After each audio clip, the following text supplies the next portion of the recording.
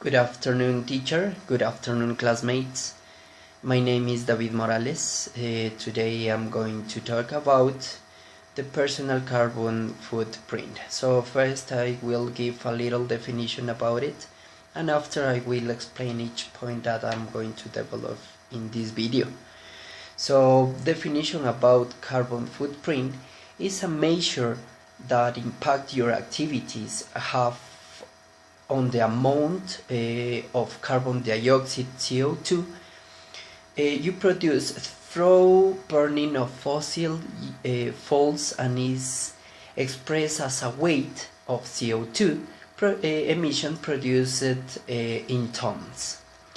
Before, global experts call for a target limit approximately 2 tons per person and per year. But currently, the global average is 4 tons per person, but with a wide variation between countries. Approximately national average for the United States of America is 20, in United Kingdom is 9, in China 3 tons, and in India is 1.2 tons.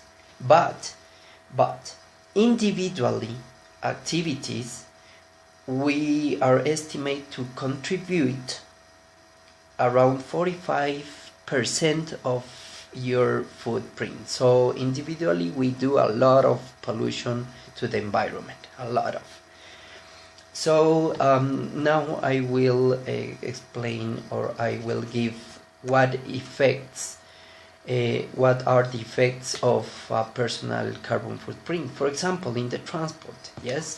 So we can see the effects in some activities that we do during the day, every day. For example, in transport, when we use transport, the pollution in the air increase a lot and lead diseases.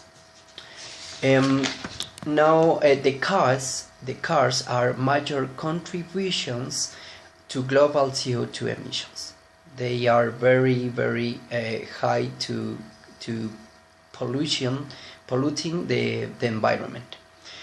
The second one, the food.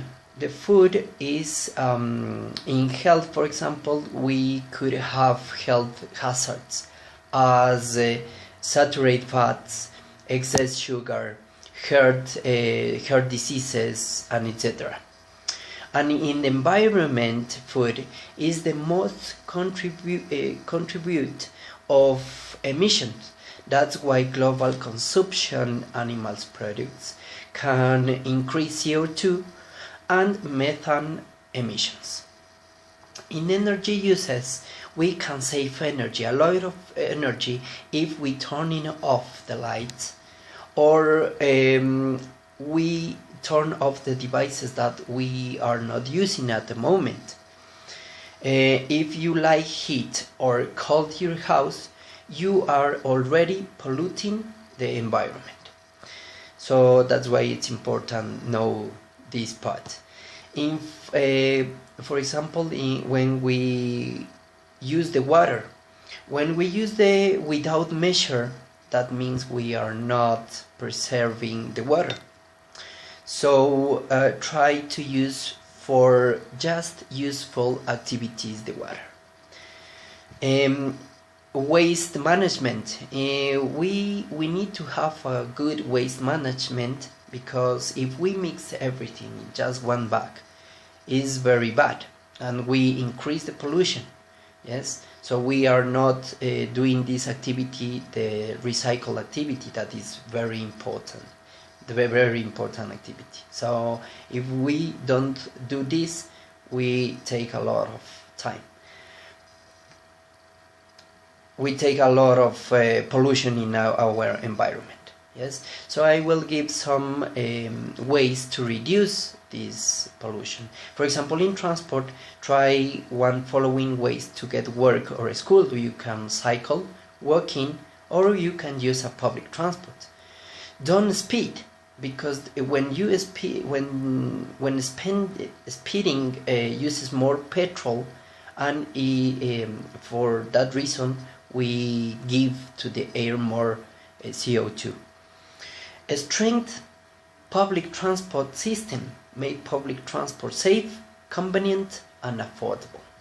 In food, we can reduce intake of animal products in developed countries. So if we do this in developed countries, we can take as example here in Ecuador or in other countries as well. Eat local and seasonal produce, fresh, local grown, seasonal food generally uses less energy to produce. And try not to waste food. Just buy or order what you need or what you're going to eat. Recycle organic waste. In energy use, you can turn down the heat or turn down the cold. You can defrost or old fridges and freezers regularly. Check if your water is not too hot to put into the fridge, because it takes more energy to cold that water, and use the energy saving light bulbs. Don't leave appliances on standby. Unplug, this is important, unplug your mobile telephone charge when you are not using it. And in waste management, we can reduce, reuse and recycle. That's the recycle as much as possible. We can reduce the waste. Now I will give some information about this teacher surveys.